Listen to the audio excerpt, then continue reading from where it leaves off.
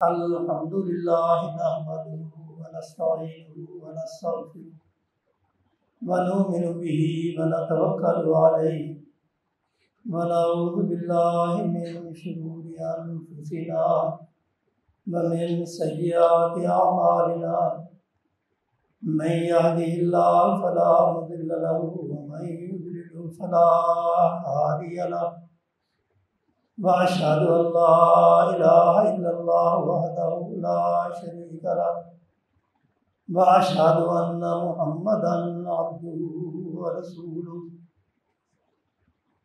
अल्लाहुम्मा सल्लि अला मुहम्मदिन व अला आलि मुहम्मद कमा सल्लैता अला इब्राहीम व अला आलि इब्राहीम इन्नका हमीदुम मजीद। अल्लाहुम्मा बारिक अला मुहम्मदिन व अला आलि मुहम्मद कमा बारकता अला इब्राहीम व अला आलि इब्राहीम इन्नका हमीदुम मजीद। अम्मा बाद फ़इन्न खैरल हदीस किताबुल्लाह व खैरल हदी हदी मुहम्मदिन सल्लल्लाहु अलैहि वसल्लम व शर्रुल उमूरि मुहदसातुहा व कुल्लु मुहदसतिन बिदअह व कुल्लु बिदअतिन ज़लाला व कुल्लु ज़लालतिन फिन्नार। अऊज़ु बिल्लाहि मिनश शैतानिर रजीम। बिस्मिल्लाहिर रहमानिर रहीम। वल्लज़ी जाअ बिस्सिद्क़ि व सद्दक़ बिही उलाइका हुमुल मुत्तक़ून लहुम मायशाऊन इंदा रब्बिहिम ज़ालिका जज़ाउल मुहसिनीन। क़ाल रसूलुल्लाह सल्लल्लाहु अलैहि वसल्लम इन्ना मिन अमन्निन नासि अलैया फ़ी सुहबती व माली अबा बकरिन लौ कुन्तु मुत्तख़िज़न ख़लीलन लत्तख़ज़्तु अबा बकरिन ख़लीला वलाकिन अख़ुव्वतुल इस्लाम।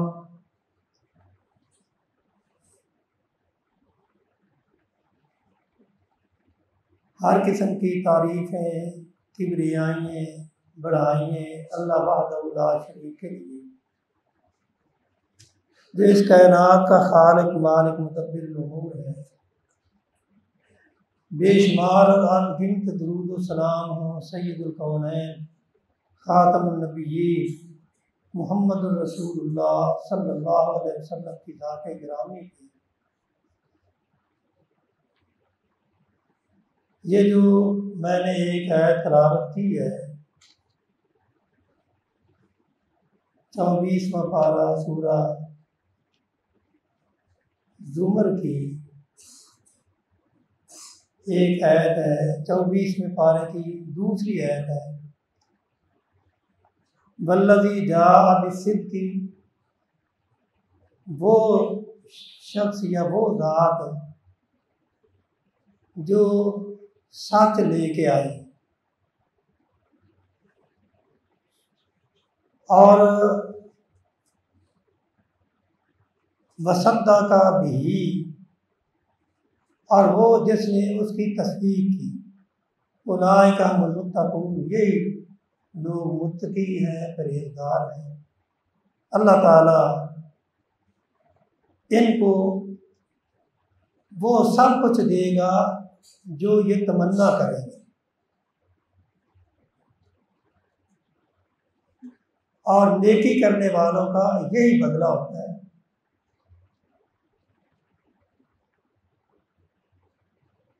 और इसी तरह रसूलुल्लाह सल्लल्लाहु अलैहि वसल्लम ने फरमाया, सब लोगों से ज़्यादा जिसने मुझ पर एहसान किया है वो अबू बकर रज़ी अल्लाह ताला अन्हु। उन्होंने अपने माल के ज़रिए भी और अपनी सोहबत के ज़रिए भी, यानी मेरे साथ हर मामले में वो मेरे साथ रहे। अगर मैं दुनिया में किसी को खलील बनाना चाहता तो मैं अबू बकर को अपना खलील बनाता, लेकिन मेरे और अबू बकर के दरमियान जो रिश्ता है वो इस्लामी अखुवत का है।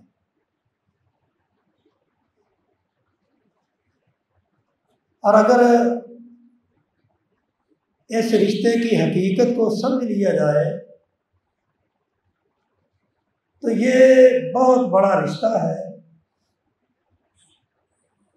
नस्बी रिश्तों से भी ज़्यादा पायदार और ज़्यादा सूदमंद। तो गोया कि इस आयत में और हदीस में अबू बकर सिद्दीक रज़ी अल्लाह ताला अन्हु का मुकाम और उनकी फजीलत का तज़किरा है। और ये बात आपको याद रखनी चाहिए कि तमाम सहाबा उन्होंने वफा की और साथ निभाने की ऐसी दास्तानें रकम की हैं कि रहती दुनिया तक वो याद रखी जाए।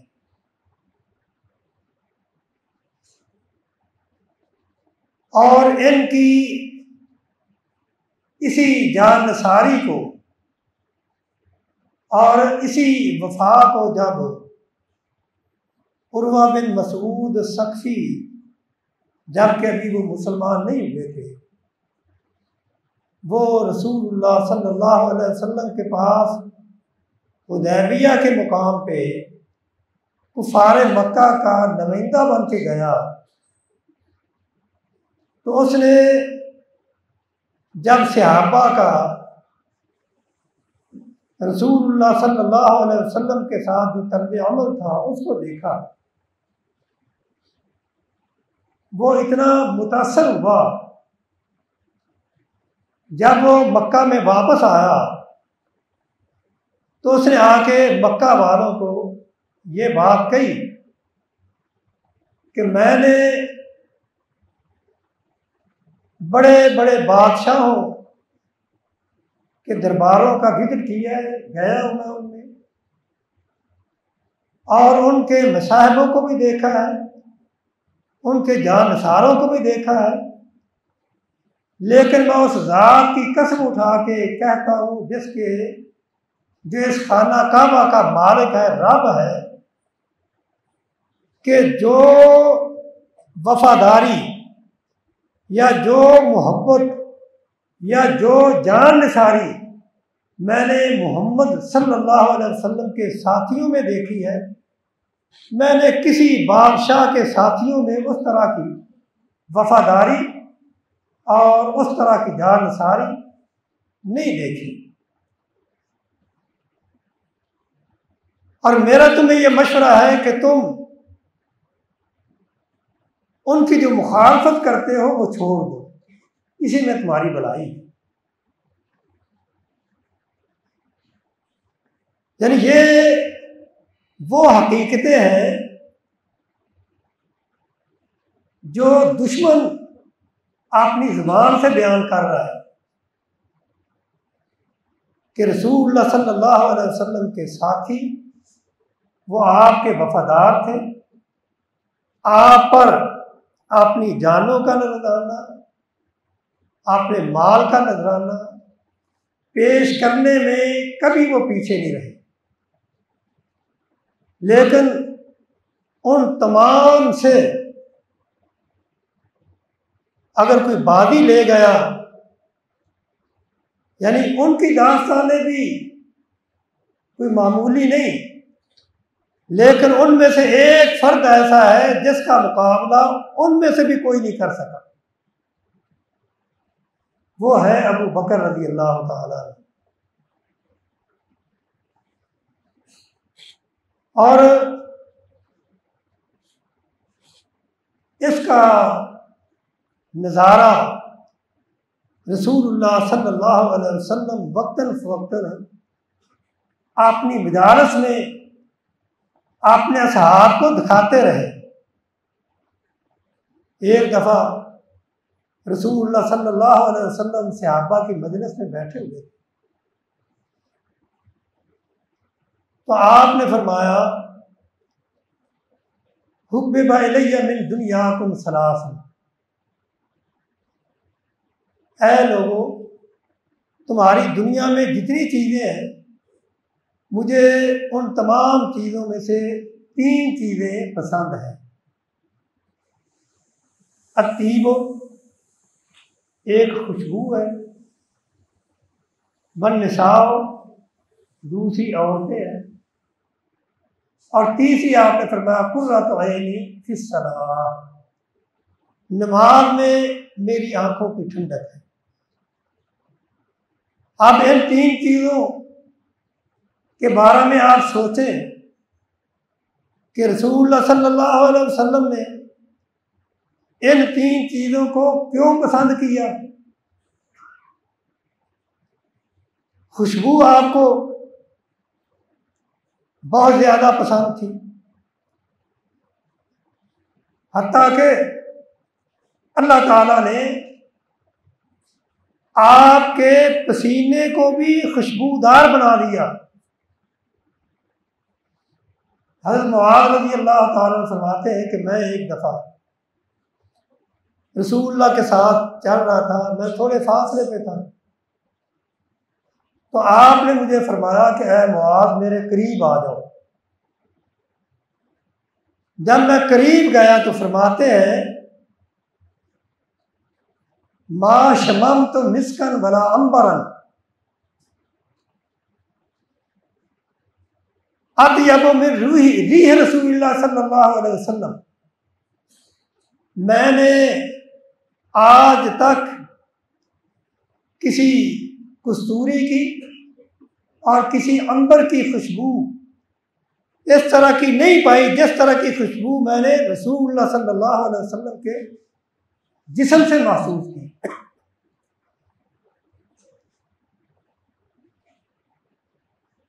और हज़रत अनस रज़ी अल्लाह ताला फरमाते हैं कि एक दिन दोपहर के वक़्त रसूलुल्लाह सल्लल्लाहु अलैहि वसल्लम हमारे घर में आए और मेरी वालदा उम्मे सलैम घर में नहीं थी, तो आप चारपाई पे लेट गए, सो गए। तो जब आप सो गए, गर्मी के दिन थे, आपके जिस्म से पसीना बहने लगा और इत्तेफाक से आपकी नींद की हालत में मेरी माँ भी आ गई। उसने जब देखा कि आपके पसीने पे बहुत ज़्यादा, यानी आपके जिस्म पे बहुत ज़्यादा पसीना है, तो उन्होंने एक शीशी पकड़ी और आपका पसीना उसमें जमा करने लगी। और इतने में रसूलुल्लाह सल्लल्लाहु अलैहि वसल्लम को भी जाग आ गई। तो आपने उन्हें कहा कि ऐ उम्मे सलैम, ये तू क्या कर रही है। तो वो कहने लगी कि अल्लाह के रसूल, ये आपका पसीना है और मैंने इसलिए जमा किया है कि ताकि ये पसीना मैं जो अपने लिए खुशबू तैयार करती हूँ उस खुशबू में डालूं, और मैं ये समझती हूँ कि वो खुशबू, जिस खुशबू में ये पसीना डलेगा, उस खुशबू का कोई खुशबू मुकाबला नहीं कर सकती।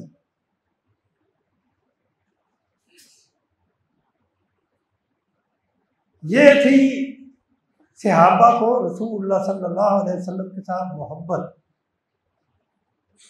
और इसी मोहब्बत ने उनको इस बात पे कायल किया था कि वो अपनी जानें और अपने माल रसूलुल्लाह सल्लल्लाहु अलैहि वसल्लम पे कुर्बान करने के लिए हर वक्त तैयार है।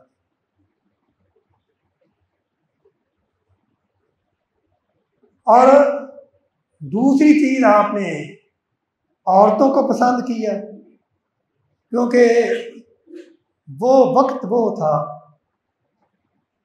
वो जाहिलियत का दौर ऐसा दौर था जिसमें औरत की कोई कदर व कीमत नहीं थी। बेटियों को जिंदा दरगोर कर दिया जाता है और औरत को सिर्फ अपनी ख्वाहिशात की तकमील का एक जरिया समझा जाता है। ऐसे वक्त में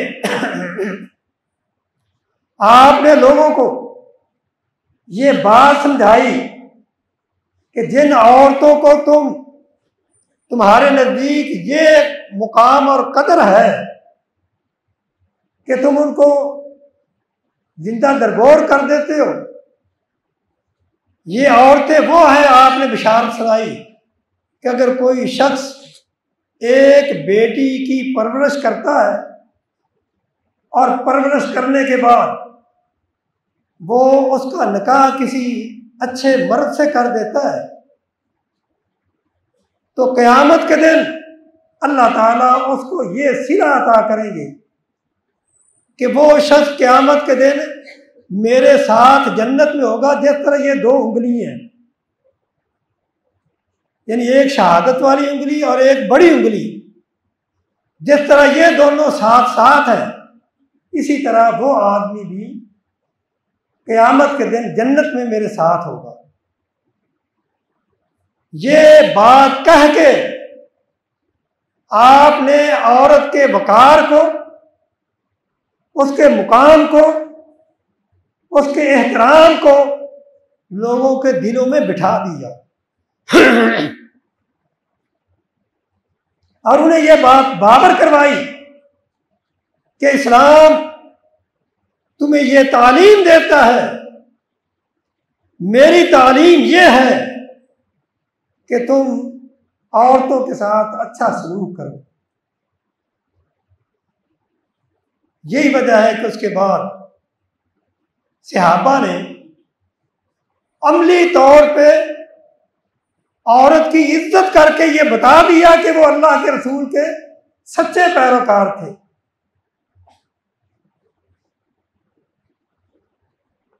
क्योंकि उर्वा बिन मसूद सक़फ़ी ने जो बात अपनी कौम को बताई थी वो यही थी कि उनकी ज़बान से जो कलमा निकलता है उनके साथी उस बात को अपने दिल में महफूज कर लेते हैं और उस पर अमल करने के लिए हर वक्त तैयार रहते हैं। ये नहीं है कि एक कान से सुनी और दूसरे से निकाल दी। और तीसरी बात आपने फरमाई कि नमाज में मेरी आंखों की ठंडक है।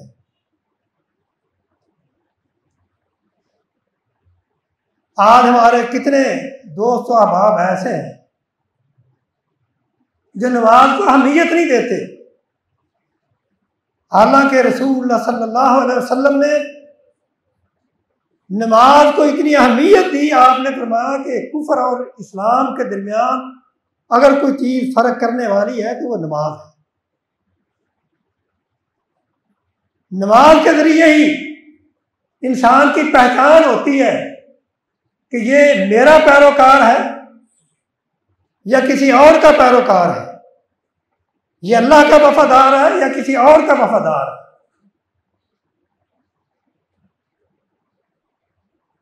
और फिर हदीस में ये आता है कि रसूलुल्लाह सल्लल्लाहु अलैहि वसल्लम को जब भी कोई परेशानी आती, जब भी कोई गम लायक होता, तो आप फौरन नमाज की तरफ खड़े होते, नमाज पढ़ते, अल्लाह की इबादत में लग जाते।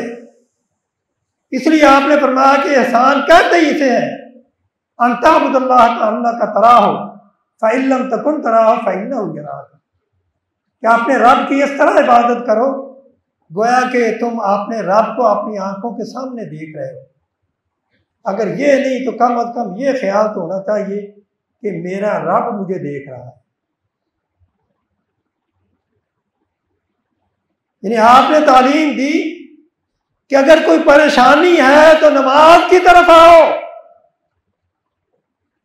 आज अगर किसी से पूछते हैं भाई आप नमाज की पाबंदी क्यों नहीं करते, तो वो कहता है परेशानी की वजह से मुझसे नमाजें भी छूट जाती हैं। यानी बिल्कुल मामला उल्ट। वहां क्या है, परेशानी में नमाज ज्यादा, और यहां क्या है, परेशानी है इसलिए नमाज छूट जाती है। अल्लाह ताला हमें समझने की तौफीक अता फरमाए, हमारे दिल में अल्लाह के रसूल की मोहब्बत उसी तरह जागजी करे, उसी तरह पैदा करे जिस तरह सहाबा के दिलों में आपकी मोहब्बत थी। जब आपने ये 3 बातें की तो अबू बकर सिद्दीक रज़ी अल्लाह ताला अन्हु फरमाते हैं कि अल्लाह के रसूल, मुझे भी 3 बातें पसंद है। आपने पूछा वो क्या?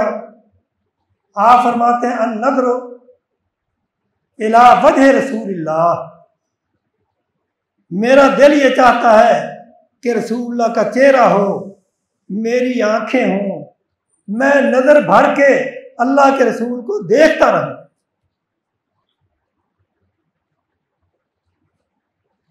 और दूसरी इन्फाक माली अला रसूलिल्लाह, दूसरी तमन्ना और आरज़ू ये है कि मेरे पास माल हो, अल्लाह के रसूल मुझे कहें कि अबू बकर फलां जगह माल खर्च करो, फलां जगह माल खर्च करो, और मैं बेदरेख खर्च करता चलूं और मैं अपना हाथ ना रोकूं। और तीसरी खास मेरी ये है यकूना इब्नती तहत रसूलिल्लाह, कि मेरी बेटी रसूलुल्लाह के निकाह में आ जाए। तो फिर अल्लाह ताला अपने इस बंदे पे कितने राजी थे कि उनकी तीनों ख्वाहिशें अल्लाह ने पूरी की।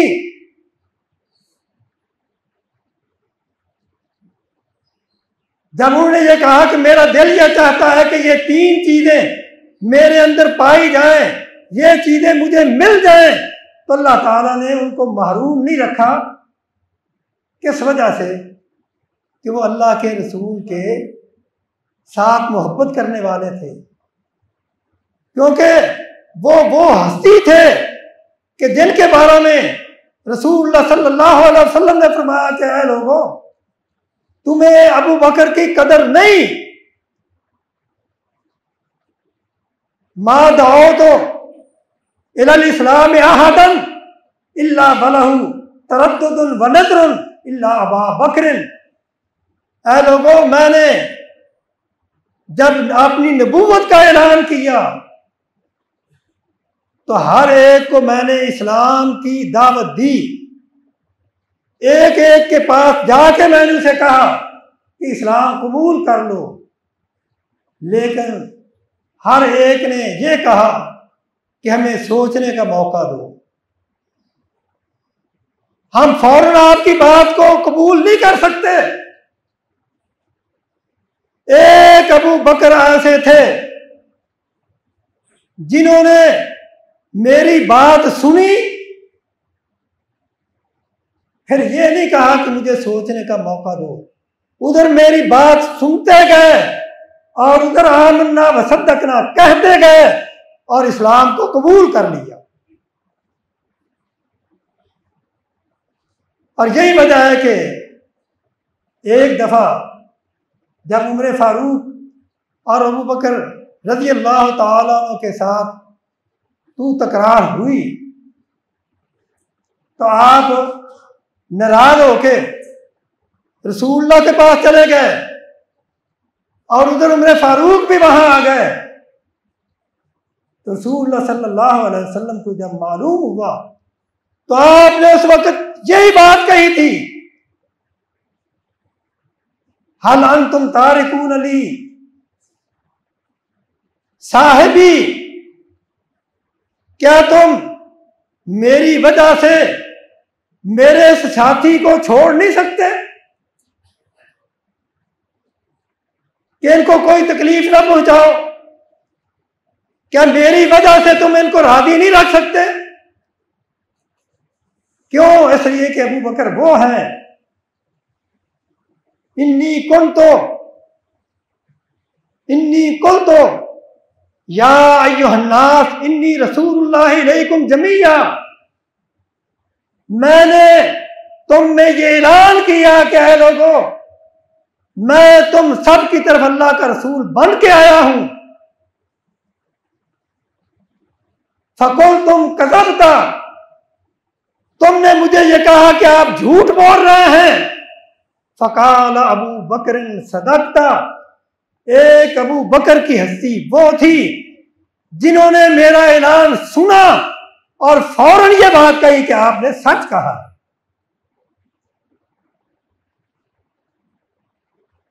फिर अल्लाह ताला ने किस तरह इनकी तमन्ना को पूरा किया। हिजरत का ऐलान होता है, हिजरत की इजाजत होती है और अबू बकर का इंतखाब होता है कि अबू बकर रज़ी अल्लाह ताला अन्हु हिजरत में आपके साथ रहना है। लोगों से छुप के रात के वक्त निकलते हैं, गारे सौर में जाके छुप जाते हैं। जब वहां पहुंचते हैं कि अबू बकर रज़ी अल्लाह ताला अन्हु रसूलुल्लाह को फरमाते हैं कि अल्लाह के रसूल, आप बाहर ठहरे, मैं अंदर से सफाई कर लूं। सफाई की, सफाई करने के बाद सुराख बंद किए। एक सुराख बंद करने के लिए कोई चीज नहीं थी, उसमें अपनी एड़ी रखी और रसूलुल्लाह सल्लल्लाहु अलैहि वसल्लम को अंदर बुलाया कि आप तशरीफ ले आए, आराम करें। आप हजरत अबू बकर रज़ी अल्लाह ताला अन्हु के रान पे सर रख के सो जाते हैं। और अब वो नजारा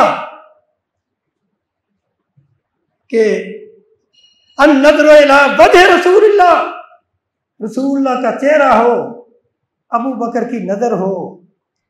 रसूलुल्लाह ऐसे ऊपर चेहरा करके लेटे हुए हैं, अबू बकर देख रहे हैं और उधर अल्लाह की तरफ से ये ऐलान होता है, इल्ला तंसुरू फ़क़द नसरहुल्लाह इज़ अख़रजहुल्लज़ीना कफ़रू सानिय स्नैन इज़ हुमा फ़िल ग़ार इज़ यक़ूलु लिसाहिबिही ला तहज़न इन्नल्लाह माना फ़अंज़लल्लाहु सकीनतहु अला रसूलिही व अलल मुमिनीन। अल्लाह ताला फरमाते हैं, क्या लोगों, अगर तुमने मदद ना की तो मैंने ऐसे वक्त में भी अपने रसूल की मदद की थी। और मदद के लिए किन को चुना था? अबू बकर रज़ी अल्लाह ताला अन्हु को चुना था। और वो दोनों गार में थे। जब काफिर वहां पहुंचे तो अबू बकर रज़ी अल्लाह ताला अन्हु गमगीन हुए कि कहीं काफिर देख के रसूलुल्लाह को नुकसान ना पहुंचाएं। तो अल्लाह ताला ने फरमाया, क्या वही नाज़िल की, इज़ हुमा फ़िल ग़ार इज़ यक़ूलु लिसाहिबिही ला तहज़न इन्नल्लाह माना। जब अबू बकर फिक्रमंद हुए तो रसूलुल्लाह सल्लल्लाहु अलैहि वसल्लम की तरफ अल्लाह ने वही की कि आप अपने साथी को कह दें कि आप गम न खाएं, इन्नल्लाह माना, अल्लाह हमारे साथ है।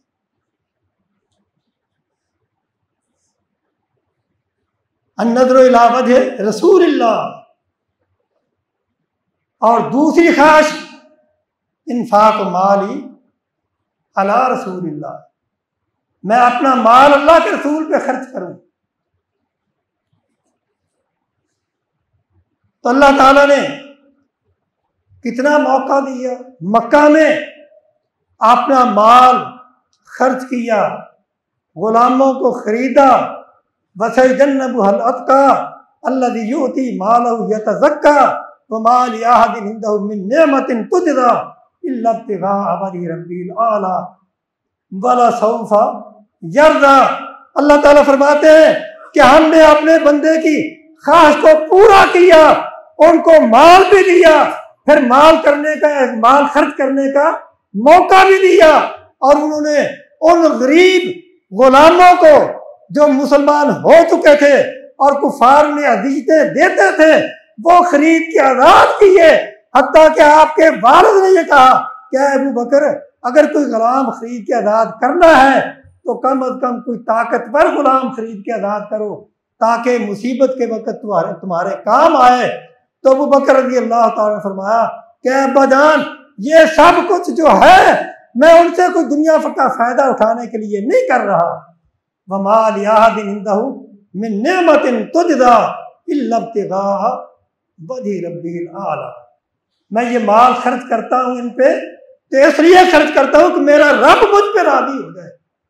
और फिर कितने मौके पे जब आप हिजरत के लिए गए, अपने घर का सारा पैसा साथ लेके गए, कुछ भी घर में नहीं छोड़ा और अल्लाह के रसूल पे खर्च किया, जंगे बदर में खर्च किया, जंगे ओहद में खर्च किया, हत्ता के जंगे तबूक में तो आपने इंतहा कर दी, अपना सब कुछ ला के अल्लाह के रसूल के कदमों में रख दिया। आपने पूछा कि अबू बकर घर क्या छोड़ के आए हो? तो कहने लगे अल्लाह के रसूल, अल्लाह और उसके रसूल की मोहब्बत के सिवा और कुछ भी नहीं छोड़ के आए। हत्ता के आपने बदन के नए कपड़े उतार के पुराने कपड़े, पुराना टाट पहन दिया और उसको कांटों के जरिए आपने बदन पर रोक लिया। अब्दुल्ला बिन उमर रज़ी अल्लाह ताला फरमाते हैं कि मैं रसूलुल्लाह के पास बैठा हुआ था, उतने में अबू बकर भी इस हालत में आए और वो भी बैठ गए और उनके ऊपर वही पुराना टाट और बटन के बजाय कांटे लगे हुए हैं और उनके जरिए अपने कपड़े को रोका हुआ है। उतने में जिब्राइल भी आसमान से आए। जिब्राइल अलैहिस्सलाम आके पूछते हैं रसूलुल्लाह से कि अबू बकर की ये हालत क्यों है? तो आपने फरमाया कि अबू बकर ने अपना सारा माल इस्लाम की तरजीह के लिए अल्लाह और उसके रसूल पे कुर्बान कर दिया है। तो जिब्राइल अलैहिस्सलाम कहने लगे कि मैं, अल्लाह ताला ने मुझे भेजा है कि अबू बकर को मैं सलाम कहूं। अबू बकर को सलाम कहा गया और फिर पूछा गया कि तेरा रब तो इसे पूछता है, अरादिन अंत मिन्नी फी फक्र का हादा अम साखितुन। ऐ अबू बकर, तेरा रब पूछता है क्या तू इस फकीरी में अपने रब से राजी है या नाराज है? अबू बकर रज़ी अल्लाह ताला अन्हु फरमाते हैं कि ऐ अल्लाह के रसूल, मैं अपने रब से कैसे नाराज हो सकता हूं? अना राजिन अन रब्बी, मैं अपने रब से राजी हूं, मैं अपने रब से राजी हूं। मेरा रब जिस हाल में मुझे रखे मैं राजी हूं। अल्लाह की तरफ से आवाज आती है कि अबू बकर वल्लज़ी जा बिस्सिद्क़ि वसद्दक़ बिही उलाइका हुमुल मुत्तक़ून, तू वो है कि नबी सच लेके आया, तूने उस सच की तस्दीक की और फिर तूने अपना माल भी खर्च किया। जाओ, मैं तुझ पे राजी हूं। रज़ी अल्लाह अन्हुम व रज़ू अन्हु, अल्लाह उनसे राजी, वो अल्लाह से राजी। और ऐसे मौके भी आए कि अल्लाह ताला ने ऐसे वक्त में उनको परेशानियों से महफूज रखा। एक दफा आप यहूदियों की मजलिस से गुजरे, यहूदी आलम उनको खिताब कर रहा था, तो आपने उसे दावत दी कि इस्लाम कबूल कर ले। तुम जानते हो कि अल्लाह के रसूल सच्चे रसूल हैं, तो जब तू इनको वाद कर रहा है तो तेरा ये फर्ज बनता है कि अपनी किताब की तालीमात पे अमल करें। तो उसने कह दिया कि हम उस रब पे कैसे ईमान लाएं जो फकीर है, हमसे मांगता है। मन दल्लज़ी युक़रिज़ुल्लाह कर्ज़न हासना, तुम्हारा रब तो ये कहता है कि कौन है जो मुझे कर्ज़े हसना दे, तो हम ऐसे रब पे क्यों ईमान लाएं? तो जब उसने ये बात कही तो अबू बकर रज़ी अल्लाह ताला अन्हु की ईमानी गैरत इस बात को बर्दाश्त न कर सकी कि अल्लाह की तौहीन करेंगे। उन्होंने जोरदार एक थप्पड़ लगा दिया। जैसे ही थप्पड़ लगाया तो मदीना में शोर मच गया कि अबू बकर ने हमारे आलम की बेइज्जती की है। वो रसूलुल्लाह के पास आए, तो जब आपको बुलाया गया तो आपने कहा कि अल्लाह के रसूल से इस तरह अल्लाह की ज़ात के बारे में गुस्ताखी की थी। अब वहां यहूदियों के अलावा कोई और था नहीं। वो कहने लगे कि ये झूठ बोलते हैं, हमने तो ऐसा नहीं कहा, हमारे आलिम ने ऐसा नहीं कहा, अगर इनके पास कोई गवाह है तो पेश करें। अब हजरत अबू बकर रज़ी अल्लाह ताला अन्हु से रसूल ने फरमाया कि अबू बकर अगर कोई गवाह है तो पेश करो। तो वो कहने लगे कि अल्लाह के रसूल वहां तो यहूदी थे सारे, मेरी गवाही ये क्या देंगे? तो आप अभी ये बातें कर रहे थे, गोया कि आपका ये इशारा था अगर गवाह नहीं तो फिर बदला देने के लिए तैयार हो दो। जब उन्होंने कहा कि कोई गवाह पेश करे, अबू बकर रज़ी अल्लाह ताला ने फरमाया कि गवाह नहीं है, तो अल्लाह की तरफ से आसमानों से वही आ जाती है, क्या प्यारे अगर मेरे सिद्दीक का जमीन पे कोई गवाह नहीं है तो मैं आसमानों का रब इनकी सच्चाई की गवाही देता हूँ। लक़द समी अल्लाहु क़ौलल्लज़ीना क़ालू इन्नल्लाह फ़क़ीरुन व नहनु अग़निया सनक्तुबु मा क़ालू व क़त्लहुमुल अंबिया बग़ैर हक़। अल्लाह ताला फरमाते हैं कि मैं अपने बंदे अबू बकर की गवाही देता हूँ, मेरा अबू बकर, मेरे नबी का साथी अबू बकर वो सच्चा है। इन्होंने ये बात कही है कि अल्लाह फकीर है, हम गनी हैं। यानी दो वक्त अल्लाह ने गवाही दी, एक जब इनकी बेटी आयशा सिद्दीका रज़ी अल्लाह ताला अन्हा पे तोहमत लगी तो गवाह कोई नहीं था, अल्लाह ताला गवाह बन के आ गए कि जो कहते हैं कि ये खामी आयशा में है, मैं रब ये गवाही देता हूं कि मेरे नबी की बीवी आयशा पाक है।